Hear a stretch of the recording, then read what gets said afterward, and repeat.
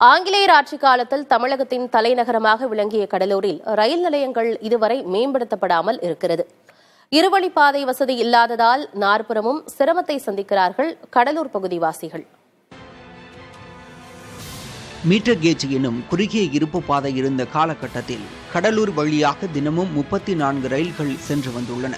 குறிப்பாக விழுப்புரம், பண்ருட்டி, கடலூர், சிதம்பரம், மயிலாடுதுறை, கும்பகோணம், தஞ்சை வரை இந்த ரயில்கள் இயக்கப்பட்டன.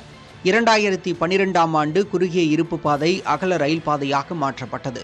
இதனால் எதிர் திசையிலிருந்து ரயில்கள் வரும்போது ஏதாவது ஒரு நிலையத்தில் ரயில் காத்திருக்க வேண்டிய நிலை உள்ளது.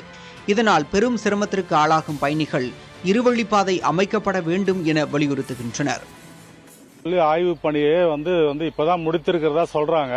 ஆனா அதற்கான எந்த நிதி ஒதுக்கீடும் இதுவரை செய்யல, திட்டப்பணிகளை துவக்கவே இல்லை. இதனால கடலூருக்கு பக்கத்தில் இருக்கிற புதுச்சேரி மக்களும் கடலூர்ல இருந்து தென் மாவட்டங்களுக்கு போகும்போது கடலூர் ரயில் நிலையத்தை விழுப்புரம் மாதிரி பயன்படுத்துறாங்க.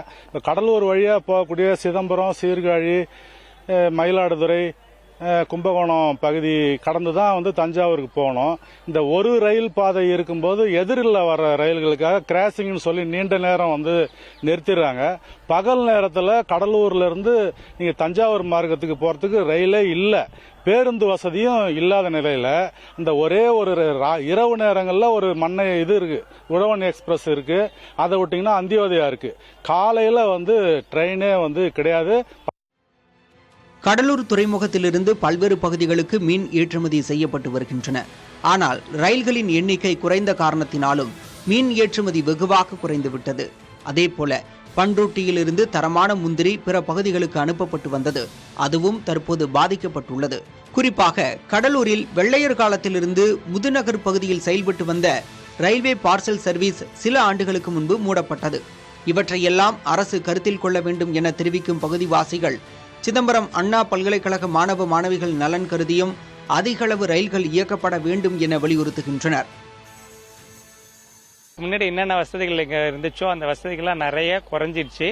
முக்கியமாக பார்த்தீங்கன்னா இன்னைக்கு கடலூர் சுற்றுவட்டார பகுதியில் பண்ருட்டி, சிதம்பரத்துக்கு நிறைய பேர் பார்த்தீங்கன்னா ஸ்டூடெண்ட்ஸ் குறைஞ்சது 1000க்கும் மேற்பட்ட மாணவர்கள் அண்ணாமலை பல்கலைக்கழகத்தில் பல காலமாக பயன்படுத்தி வர்றாங்க.